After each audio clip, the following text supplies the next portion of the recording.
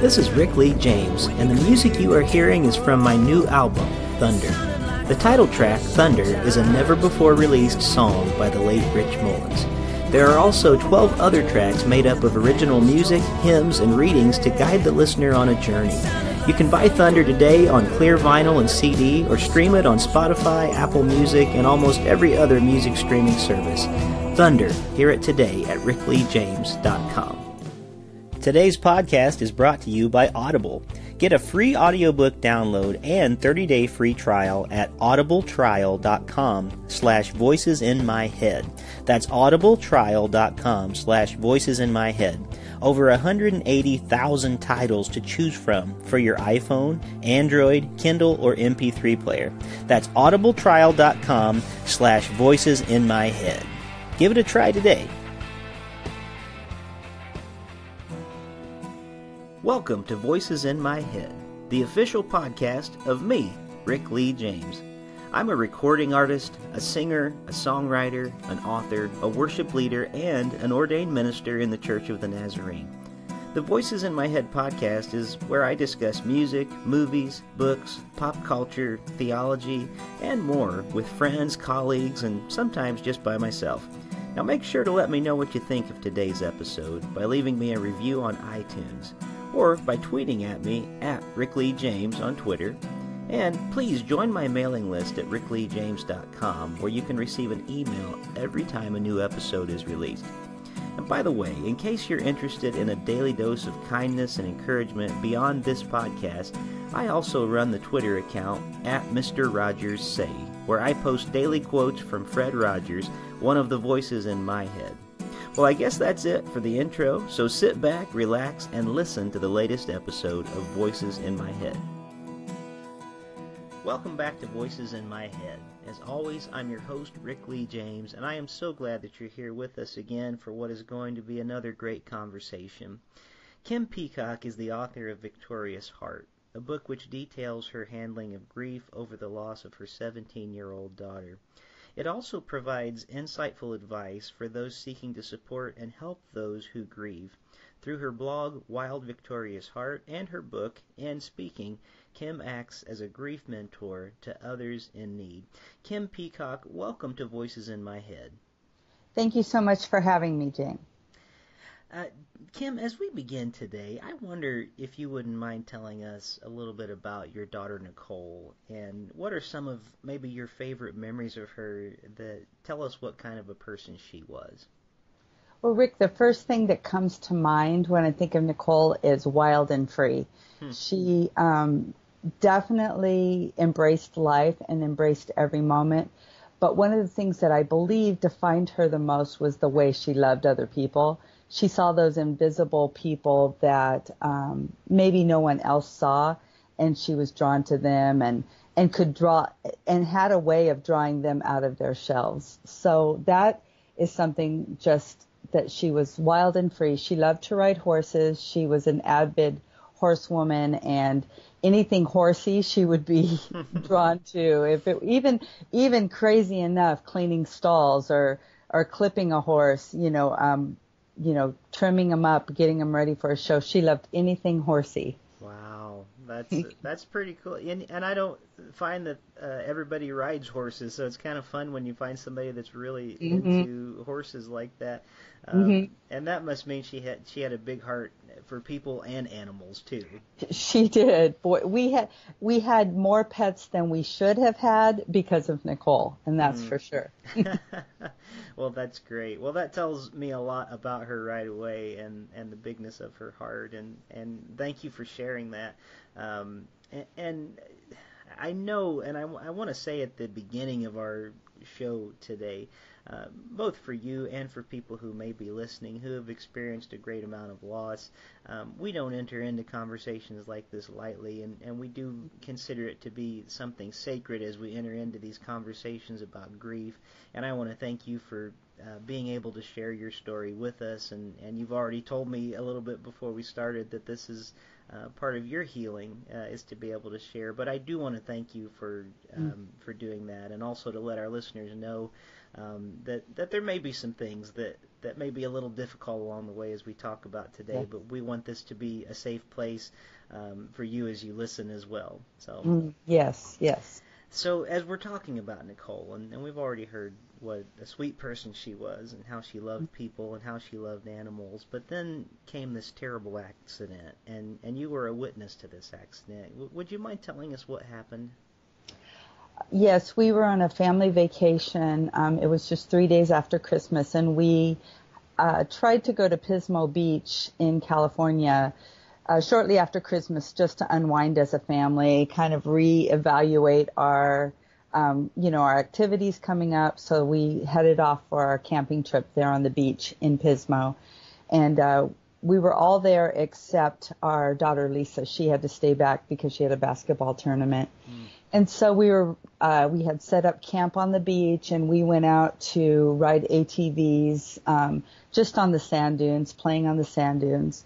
And we saw Nicole get disoriented, and she went off a very high dune, and she probably dropped 40 to 50 feet down and landed on her head. And the ATC was on top of her. We all rushed down to her, and for me, I remember those days kind of that day in snapshots. So a lot of it isn't even clear, and I know that that's God's protection on my mind, I believe. But my husband got to her first and pulled off her helmet, and we put her in the truck, and he began doing CPR on her as they drove to the beach to meet the ambulance. Later at the hospital, the doctor told us that she had died, he believed, at the beach. I am so sorry. Thank you. How do you begin to even find the strength or the courage to live after such a devastating loss like this? I can't even imagine how you put one foot forward the next day. How did you handle this? It was really the thing that I feared the most in my life. And so I believe, like I mentioned before, God's divine protection. He protected my mind a lot. And it also is just through shock. We were in shock. But I believe that he protected us in ways that we didn't even realize until later. Just kind of to rewind, on the way to the hospital, a ranger took me, volunteered to drive me to the hospital, and he reached over, and I was just praying, Lord, please make her breathe. Lord, please make her breathe. It was like over and over, and the ranger put his hand on my hand, and he said, don't quit praying. Well, in my mind, at that moment, I believed that, I'm going to keep praying, and she's going to come home with us. But later, kind of fast forwarding, I believed that was a reminder from the Lord to keep praying no matter what. And so I would say that was the main thing. We would just, when I would start to crumble, my husband would see that, and we'd stop and pray. My mother-in-law, great prayer warrior. So even driving away from the hospital, there were many moments we had to just stop and pray because I was just a mess. And I believe that it was in those moment by moment. The Lord gives us these, the strength to do what we need at that moment. He doesn't give us the strength for the whole journey. He gives us the strength to, like you said a few minutes ago, to walk forward, to move forward. And the Lord gave us the verse Joshua 1:9 very early in this process, and it says to be strong and courageous because God is with us. It says more, that's my paraphrase. But that word be implies that we had a choice. So we had a choice to walk forward in our pain. And so I think it was just that moment by moment, and then just asking, Lord, help us through this day. Help us through this moment. Help us through this hard task that was ahead of us. And it wasn't easy, but through those little steps, he just literally scooped me up and carried me through the most devastating thing in my life. Sure. Well, it's been 21 years since the accident. But I imagine that the hurt doesn't go away. I've referenced this lyric a lot from Andrew Peterson, who's one of my favorite artists, and he has a song that is in some ways about grief, and he talks about at some point the aching may remain, but the breaking does not. And I've always liked So there must still be quite an ache in your heart even after all this time. But I wonder, how has life changed for you in these 21 years since that terrible accident?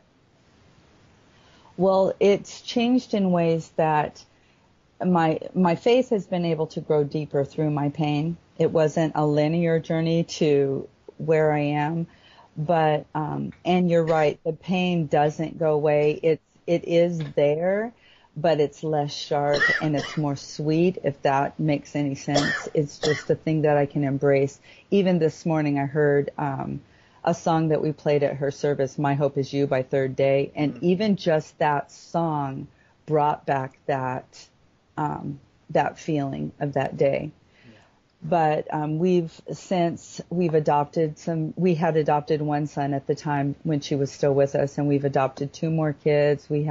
And seeing our kids grow up and flourish, and some of them having kids of their own. Sometimes it feels like time stood still for me, because Nicole will always be 17 to me, and that's kind of a hard thing. But I've learned to embrace those moments of knowing that she's still alive. I really have to focus on that. She's more alive than we are in heaven, than we are here. So I have to just continue to embrace that thought and know that I'll see her again, and then that helps me to live with what I call a victorious heart here. Yeah. Well, thank you for sharing that. And again, this is always such a sacred place. I don't know that people do understand, if they haven't been through a profound loss, that, like you just said, sometimes you'll hear a song and it puts you back in that place again, and those are very real things. And the significance, I think, of those times, and why it's so real, and why we have such a loss when those people that we love are gone, is it really shows the great capacity of love that is there, and the great amount of love that truly is there, that this person really did matter so much. And I appreciate what you had just said about her being so alive with the Lord as well. And I always wonder, because also in your book, I know you've written about other sorts of loss as well. My wife and I have been through a number of miscarriages together, and I still remember that feeling of, how do we leave the hospital now? I mean, Yes. how do we get in the car and get away from this place? And it is interesting how certain things will trigger from time to time of you're just back in that place again. So we're dealing with grief, and in Victorious Heart, you not only share your story, which I so appreciate, but over and beyond that, we can sense your heart for others, because you've also written a very helpful guidebook for people who are suffering loss, and for those who support people who are helping loved ones who are in the midst of this grief. What do you wish that people understood about going through grief and the grieving process? Well, I think that to not compare our grief with other people's grief. We can't compare grief. And God created us all as unique individuals. So we're going to feel differently about things. We're going to experience loss differently. So I would say, first, don't compare your grief. Because I think that a lot of times and I know there's a ton of information out there, but we tend to say, well, I'm not grieving correctly if I'm not feeling such and such. And I don't believe that is the way that it works. I think, and Victorious Heart is, yes, my story, our story about grief, but it's also the things that helped me and our family and other people through their grief. And I think that that's just to show people that they're not alone. To know that you're going to make it through this grief. You're not only going to survive, but I believe beauty can emerge from our pain. And so I believe that if I can express that in a way that will help people to understand that they're not alone and they will survive, that is my passion. Such good words. Yeah, I really feel like that's a trap that we sometimes fall into. or even like you said, comparing grief, like, Mm-hmm. well, their loss was so much greater than mine, so I shouldn't feel so bad. But you really do have to go through it. It's just as real, no matter what the degrees of it are, I guess I would Mm-hmm. say. Mm-hmm. So what advice do you have for not just people who are grieving and maybe going through the grief process, but there's friends and family, there's neighbors and colleagues who always are there and want to help people who are going through grief but don't know what to do or what to say to help. What advice would you have for them? I think the first thing is we tend to shy away from people who are hurting because we don't know what to say. So I think the first thing would be to show up. Just show up. When Nicole passed away, ladies from our church, they filled our house. They brought food. They wiped off the counters. Our animals were fed. So many things were done for us that we didn't have the capability or even the energy to do ourselves. So just show up, because it can feel isolating in grief. So to know that you're not alone, and don't worry about the words that you're going to say. I think that some of the greatest comfort I received were those people who said very little. So don't worry about the perfect words, because there's not going to be any perfect word to take away their pain or fix them. They just need to know that they're not alone. You can even say something simple, just, I don't know the depth of what you're going through, but know that you're not going to be alone. Or just even simply, I'll be praying for you, and definitely pray for them, because prayer makes a huge difference. And then I would say keep showing up, because after the service, after everything settles down, everybody goes back to work, and it's kind of out of sight, out of mind. And those are the hardest days for when you're hurting. And so keep showing up, keep writing cards, giving a call, shooting a text, whatever it is that will let them know. It doesn't have to be a lot of words. Just say, hey, I'm thinking about you today.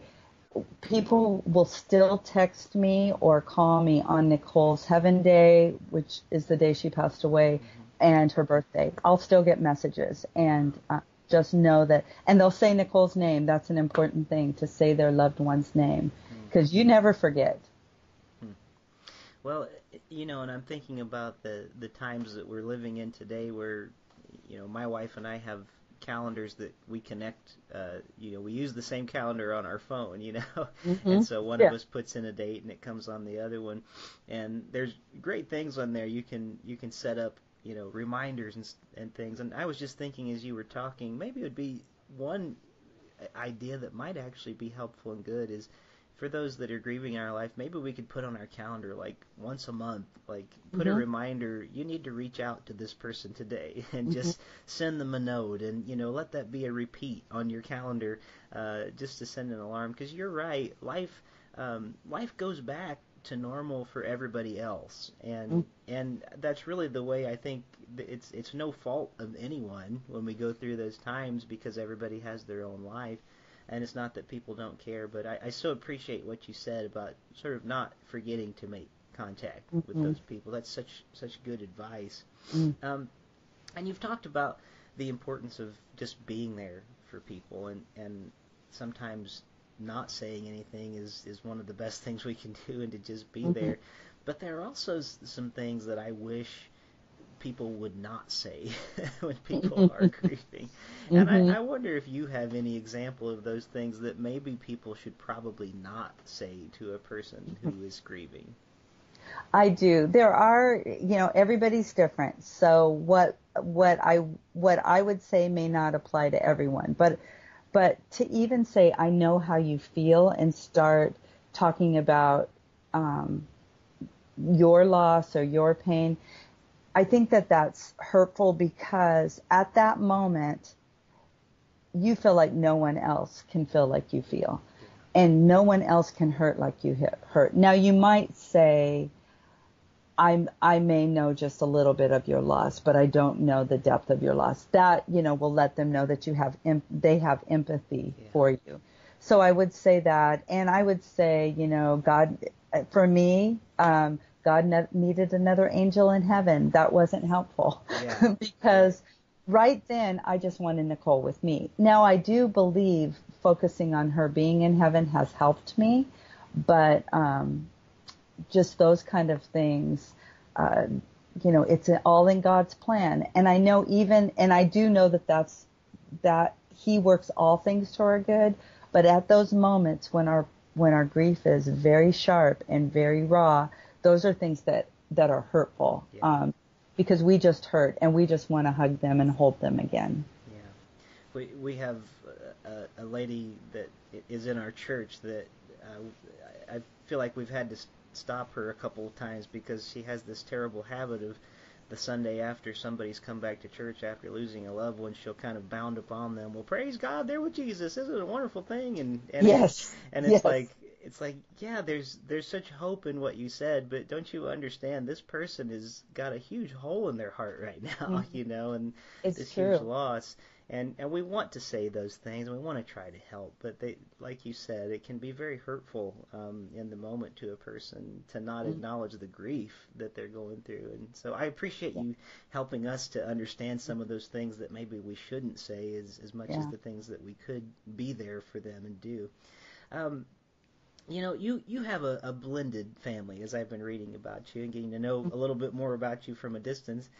You have a stepdaughter, and you have a daughter you share with your husband, and you have, I believe, 3 adopted children, you've already said, and and you have grandchildren too now. Yes. And I'm just curious. That for one thing shows that you have a lot of love as well, and that you have a lot of care for a lot of people.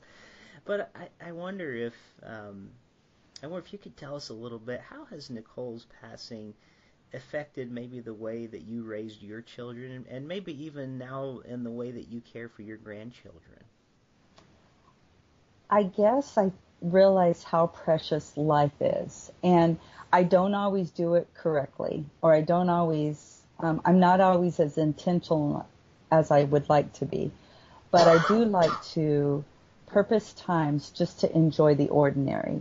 Some of my favorite memories of Nicole were riding in the car, going to a horse show, watching her ride, not only her, but all the kids, are those ordinary, silly moments of laughing on the couch till, we were crying. And so if you don't create times to allow that, create margin in your lives to do that, it's not going to happen. So I really try to do that. I try to slow down. Yes, we have busy lives. We all have to work. We have to take care of our needs and our homes and all that. But I do believe if we just would not fill every space in with activity and just enjoy every single moment of being present with those people we love.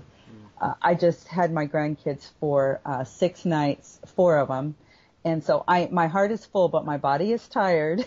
But I will say it was so fun just to sit and watch them on the swing, or let them, get dirty and make mud and those kind of things. Yes, it's inconvenient. We're going to have to hose off and clean off, but those things are just precious. And that's what makes up the depth of our lives and the relationships that we have. That's really good advice for us all. Thank you for sharing that. I want to get into maybe a little bit even deeper and maybe even tougher question, but I want to get into the God question. And to me, as a person who is a minister in the church and has always been in the church in good seasons and bad both, I of course lump God and the church together. And I wonder if you could talk to us a little bit about, how did your relationship with God and the church change with Nicole's passing? Faith has always been a part of our lives, raised in a Christian home. And I think that when Nicole went to heaven, I had to decide if what I believed before was true, even in my pain. And that's when it becomes real. And everybody experiences loss. And we have a choice to stay with the Lord and to embrace our faith, even in our pain, or walk away.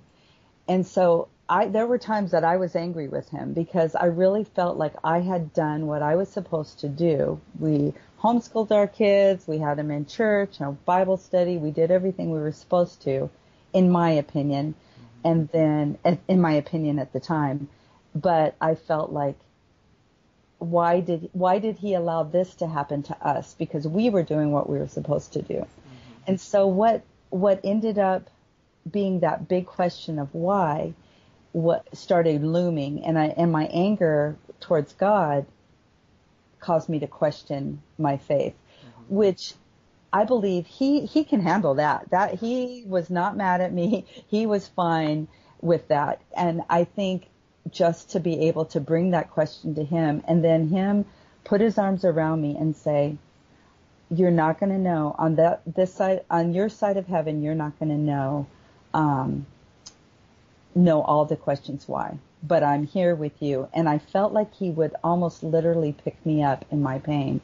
And so what ended up happening is when I gave that question of why and my anger to him and all of that, and just to understand, I am not going to know why, and I gave that to him, I would feel a rush of his love and his grace just surround me. Mm-hmm. And it wasn't always easy. And even still sometimes I'm like, Lord, this is too hard. And he'll say, I know it's hard, but I'm here with you. It comes back to that, be strong and courageous because I am with you. And the Bible never tells us life is going to be easy here. I don't know why we think it should be easy. I don't know why we feel like if we're good boys and girls, then things will be easy, because it's not. And he never promises us that, but he does promise he's going to be with us. And so my relationship with him was able to grow deeper. Kind of like when Job said, before I knew of you, but now I know you. I see, like, as I see you face to face. And I think I didn't experience the breadth of loss that Job did, but my world was crushed when Nicole went to heaven. And I know now that God has so much. So his plans for us reach so far and wide that if we would just kind of fall into him, then he will take care of it. And no, it's not easy. And sometimes it's hard and sometimes it's hurt, but he picks us up in those times when we can't walk ourselves. And do you feel like this whole experience has made you a more empathetic person as well? I do. I used to think, I had everything figured out, and the older I grow and through this experience, I realize I know nothing, and I don't know what people are going through, and I need to just allow them to hurt or to laugh or to grow and grow in the Lord the way that he has for them, because everybody has a different journey with him. And I think that if, I think this has helped me to realize everyone has that. They need their own journey with him, and he has his own plans with them. And so, yes, I totally agree that it's helped me to become more empathetic. Well, we're heading into several holidays back to back at this time of year that we're in, and whether it be, seeing kids going around the neighborhood trick-or-treating in October, or family get-togethers at Thanksgiving, or Christmas and New Year's, and all the different holidays. It just seems like it's back to back, just starting now, and we just flow into them. And as joyous as those times are for most of us, those can be really difficult times for people who have experienced loss, can't they? Mm-hmm. And I'm wondering, are the holidays an especially hard time for you, or were they especially in the beginning? And I just wonder what your thoughts were on that as we're thinking about how we can help people who are grieving.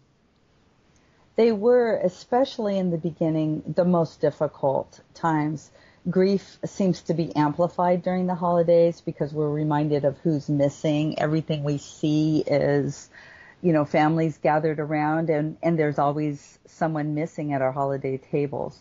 So and since Nicole passed away 3 days after Christmas is particularly difficult. But, and even you can kind of feel fall in the air, although where we are, it's still hot, but, you can just see the seasons, the pumpkins are coming out, even Christmas decorations are coming out. And I can feel that pressure in my chest of, oh, it's coming, it's coming, it's coming. And I think those expectations that we put on ourselves during the holidays cause us more pain. And so, yeah, it's harder in the holidays, but I would say for anyone that has recently especially suffered a loss, allow yourself to have space. Don't compare your holiday now to holidays in the past. You don't even have to celebrate if you don't have to partake in the holiday festivities if you do not want to, and just to allow yourself to have that time of healing. And then eventually you'll be able to create new traditions that suit your family in the new way that you are living now. Yeah. Well, thank you for sharing that. I know that's going to be very helpful for a lot of people to know. Well, there's so much more we could talk about, but we're running short on our time together today. How can our listeners find out more about you, and where can they get a copy of your book, Victorious Heart? My website is wildvictoriousheart.com, and there's links to purchase my book on there, and I write a blog of encouragement a couple times a month, and also there's a way to contact me. I do read every email, and if anyone's interested in booking me for speaking, I get those directly, so you can contact me there. You can also order Victorious Heart on Amazon. You can go to Barnes & Noble, Books A Million, any of the book outlets will have it. If they don't have it, you can ask them to order it for you, and I know they will be happy to do that. Great. And we also, on our podcast website, voicesinmyheadpodcast.com, we also have links to your website and to your book. So make sure that you go online, all of our listeners, and check out what Kim Peacock has given us. It's a great gift, I think, to many people who are going to find this to be a very needed help in times of need. So, Kim, it's been a real pleasure to get to talk with you today. And as I say to all my guests as they come on this show, thank you for being one of the voices in my head this week. Thank you for having me. Thank you for joining me here this week on Voices in My Head. I hope you'll visit me on my website at rickleejames.com, where you can find out more about me, get my music on vinyl and CD, follow my blog, and even schedule me for a concert or a speaking engagement.